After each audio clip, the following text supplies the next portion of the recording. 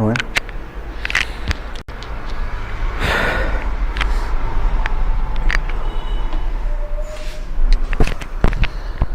जय हिंद, जय भारत दोस्तों।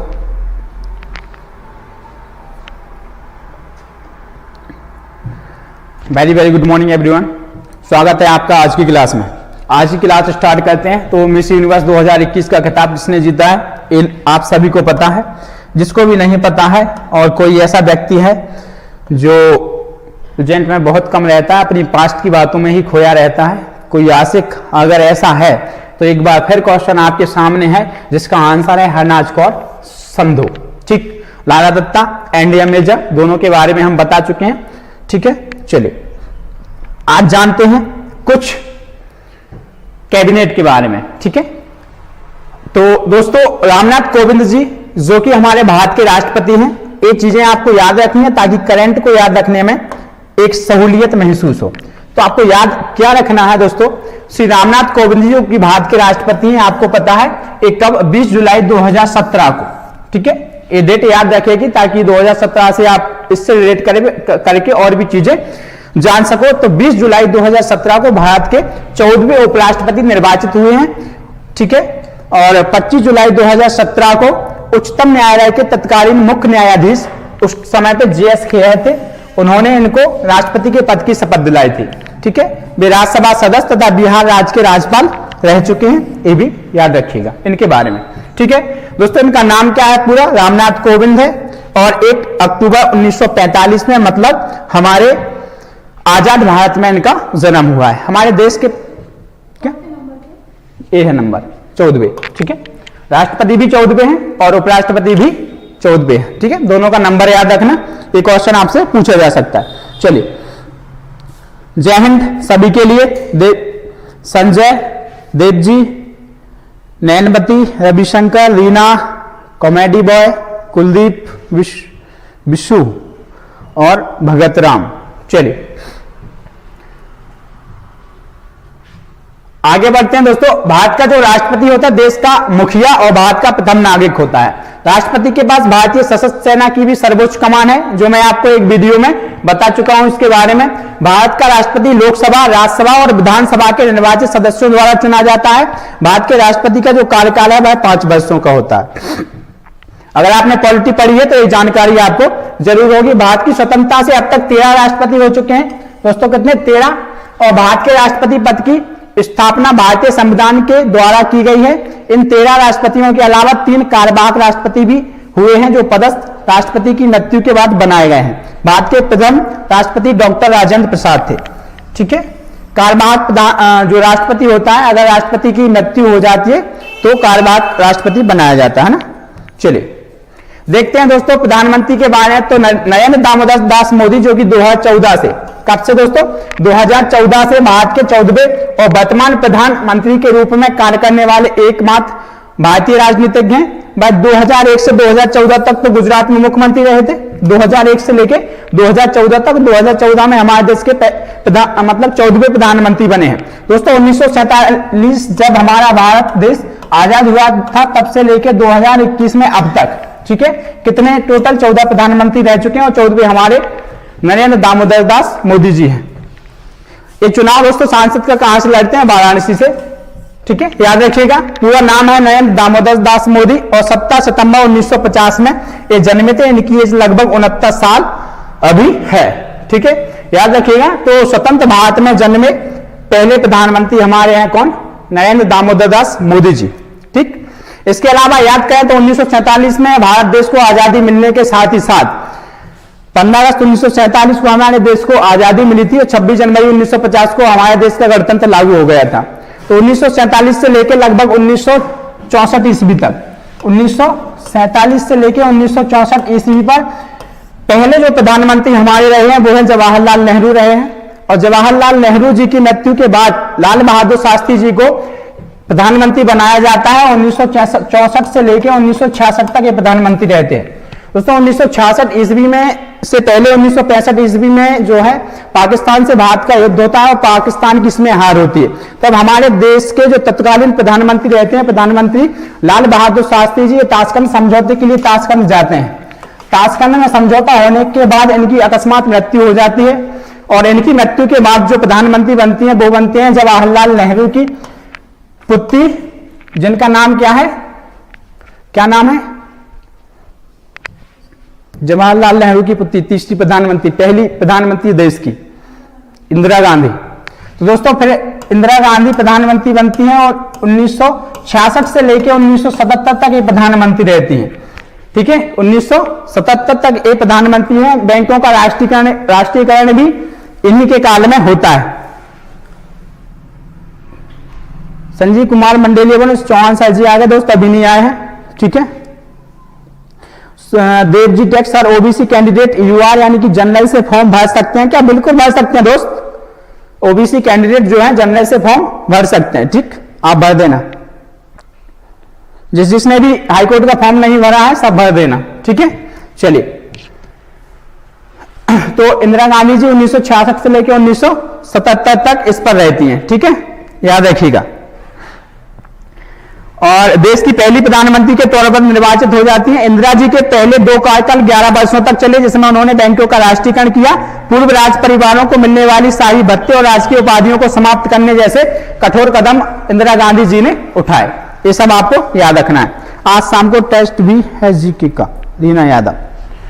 ठीक, आगे देखते हैं। तो भारत के प्रधानमंत्री भारत गणराज्य की सरकार के मुखिया हैं। भारत के प्रधानमंत्री का पद भारत के शासन प्रमुख यानी कि शासनाध्यक्ष का पद होता है।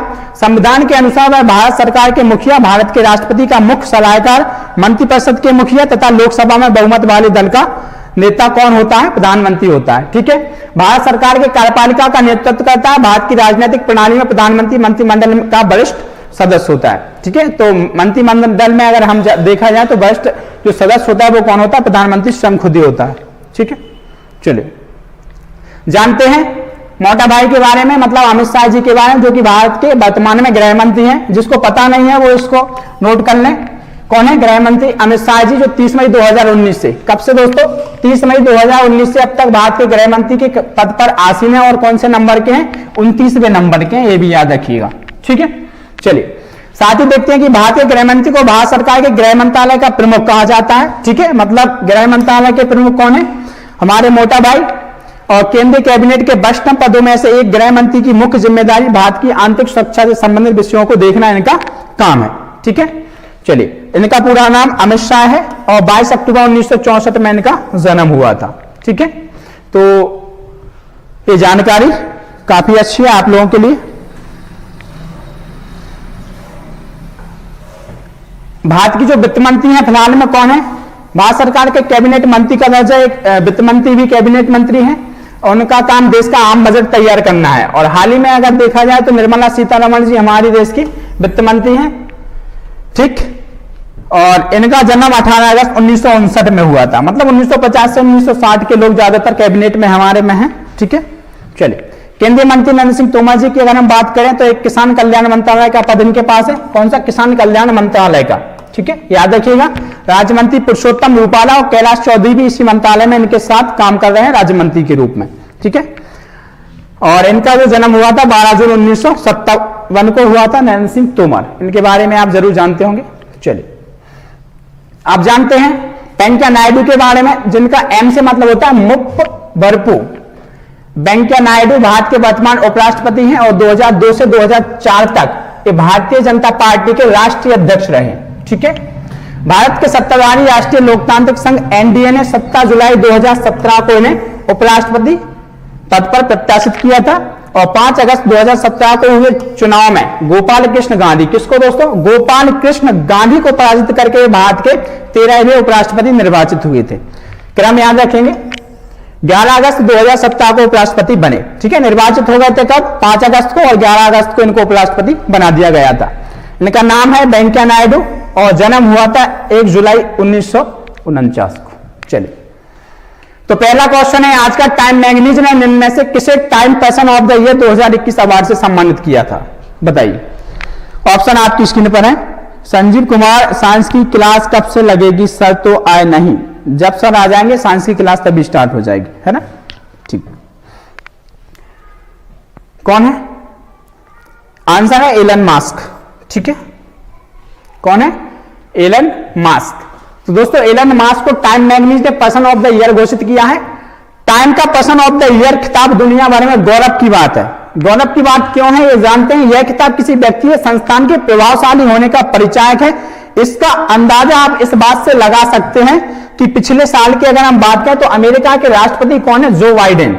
जो बाइडेन और उपराष्ट्रपति कौन है, कमला हैरिस। इनको संयुक्त रूप से पर्सन ऑफ द ईयर चुना गया था। ठीक है, समझ आया। चलिए अगला क्वेश्चन है, आईसीसी की तरफ से नवंबर 2021 माह का सर्वश्रेष्ठ खिलाड़ी प्लेयर ऑफ द मंथ निम्न में से किसे चुना गया है। Player of the month option है डेविड वार्नर, दासुन सनाका, विराट कोहली या बाबर आजम। वाह क्या नाम है, बाबर आजम। रविशंकर तिवारी बोल रहे हैं ये डेविड वार्नर। ठीक, बहुत बढ़िया दोस्त। तो किसे चुना गया, डेविड वार्नर, जो कि कहां के खिलाड़ी हैं, ऑस्ट्रेलिया के हैं। ठीक है, याद रखना इस बात को। ऑस्ट्रेलिया को पहली बार टी20, पहली बार, ठीक है, टी20 विश्व चैंपियन बनाने में अहम भूमिका निभाने वाले विस्फोटक सलामी बल्लेबाज डेविड वार्नर को आईसीसी ने, किसने, आईसीसी ने नवंबर महीने का सर्वश्रेष्ठ खिलाड़ी चुना है। महिला वर्ग में यह सम्मान किसको मिला है, वेस्ट इंडीज की ऑलराउंडर है हीली। कौन है दोस्तों, हीली मैथ्यूज को मिला है। डेविड वार्नर की दमदार बल्लेबाजी की बदौलत ऑस्ट्रेलिया ने पिछले महीने ही पहली बार टी20 विश्व कप का खिताब जीता था। ठीक है, किनकी वजह से, डेविड वार्नर की वजह से टी20 का खिताब पहली बार ऑस्ट्रेलिया को मिला था। चलिए अगला क्वेश्चन है, राष्ट्रमंडल भारोत्तोलन में भारत के लिए तीसरा स्वर्ण पदक निम्न में से किसने 81 किलो भार वर्ग जीत लिया है। प्रदीप सिंह, अजय सिंह, विकास ठाकुर या रागाला वेंकट राहुल। बताइए अगर आपको पता है तो क्या आंसर हो सकता है इसका।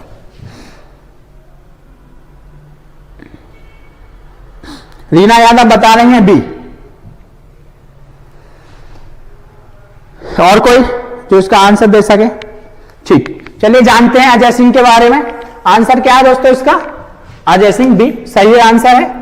राष्ट्रमंडल भारोत्तोलन चैंपियनशिप में भारत के खाते में कितने स्वर्ण पदक आ चुके हैं, 3 आ चुके हैं। अजय सिंह ने पुरुषों की 21 किलोग्राम भारत वर्ग का खिताब जीतकर चैंपियनशिप में भारत के लिए तीसरा स्वर्ण पदक जीता है। ठीक है, नाम याद रखिएगा अजय सिंह जी का। इन्होंने कुल 322 किलोग्राम भार उठाया और इस दौरान स्नैच में 147 किलोग्राम के प्रयास के साथ राष्ट्रीय रिकॉर्ड बना दिया।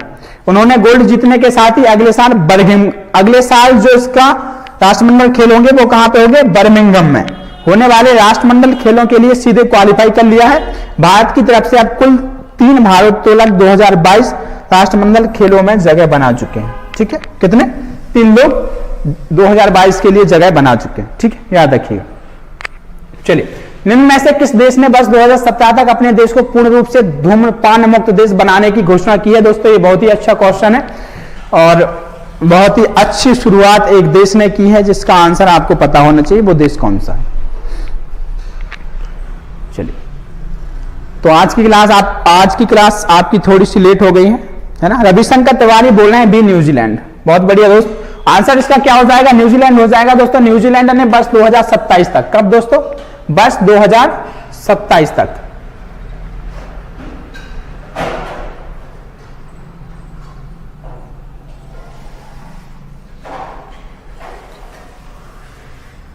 क्या हो गया। तो देखिएगा न्यूजीलैंड ने 2027 तक अपने देश का पूर्ण रूप से धूम्रपान मुक्त देश बनाने की घोषणा की है। मीडिया रिपोर्ट के मुताबिक अगर हम देखें तो हर दिन 50 लाख लोगों की आबादी में 5 लाख लोग धूम्रपान करते हैं। 50 लाख में कितने लोग, 5 लाख लोग जो है धूम्रपान करते हैं। हर साल 4500 लोगों की मौत होती है।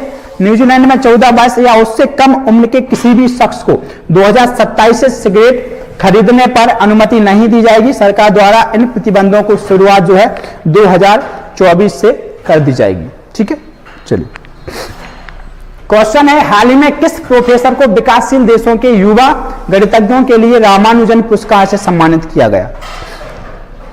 बताइए इसका आंसर क्या है। राम कुमार सोनी बोलना है डी आरती अग्निहोत्री, जो कि गलत है। और कोई जो आंसर बताएगा, लीना यादव सी, नीना गुप्ता, सही है। तो दोस्तों हाल ही में प्रोफेसर नीना गुप्ता को विकासशील देशों के युवा गणितज्ञों के लिए रामानुजन पुरस्कार से सम्मानित किया गया है। वह कोलकाता में भारतीय सांख्यिकी संस्थान में गणितज्ञ हैं। कहां की गणितज्ञ दोस्तों, कोलकाता की। और उन्हें एफाइन बीजीय ज्यामिति और कम्यूटेटिव बीजगणित में उत्कृष्ट कार्य के लिए सम्मानित किया गया है। वह रामानुजन पुरस्कार पाने वाली तीसरे नंबर की महिला है। ठीक, चलिए। सर जी आज फिर जीके का टेस्ट नहीं होगा। जीके का टेस्ट आज नहीं होगा, ठीक है। सर आ जाएंगे, उसके बाद ही आपका टेस्ट होगा। अभी तो टेस्ट बना भी नहीं, ठीक है। तो नीना गुप्ता के बारे में आपको पता चला, ठीक। आज के लिए इतने क्वेश्चन दोस्तों। कल आपके लिए एमपी जीके की अगर बात करें तो एक पीडीएफ के माध्यम से आपको सारी जानकारी दी जाएगी। नवंबर मंथ से हम स्टार्ट करेंगे, नवंबर मंथ, नवंबर के बाद अक्टूबर, और इसी सीक्वेंस के साथ हम पढ़ते चलेंगे, ठीक है। तो एमपी की जितनी भी करंट है हम कोशिश करेंगे बहुत ही कम समय में 2021 की सारी करंट को खत्म करने की। चलिए, तो आज के लिए इतना ही। चूंकि क्लास हमारी आज लेट हो गई थी, इसलिए क्लास भी जल्दी खत्म हो गई है, ठीक। तो मैंने आपको बताया था प्रधानमंत्री के बारे में जानकारी दी थी, उसे याद रखिएगा। सभी का क्रम अगर आप चाहे तो मैं आपको लिखवा देता हूं कि हमारे देश में जो प्रधानमंत्री का कार्यकाल रहा कब से कब तक रहा।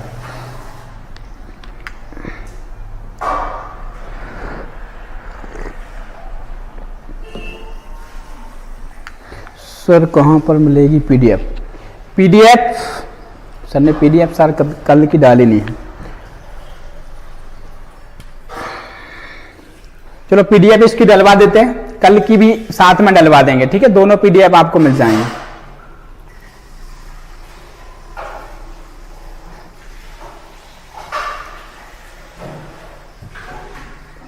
पेन आ रही है, कोड बन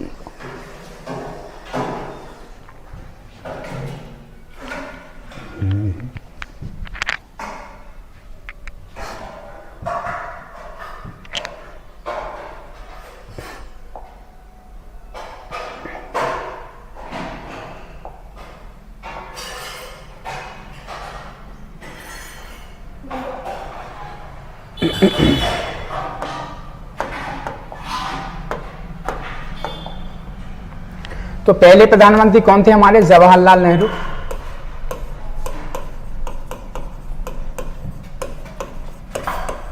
ठीक है, जो कि 1947 से लेके कब तक रहे? 1964 तक। और 1964 ईस्वी में इनकी मृत्यु के बाद लाल से आप याद रखेंगे, लाल बहादुर शास्त्री,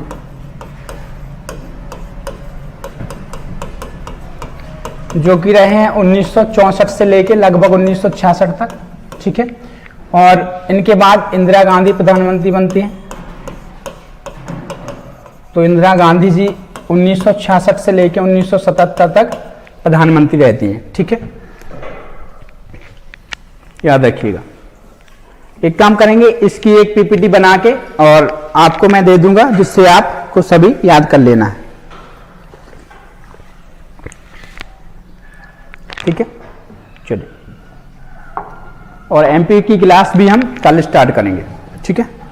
तो आज के लिए इतना काफी है, इसको पढ़िए, याद रखिए और इसकी पीडीएफ में डलवा देता हूं।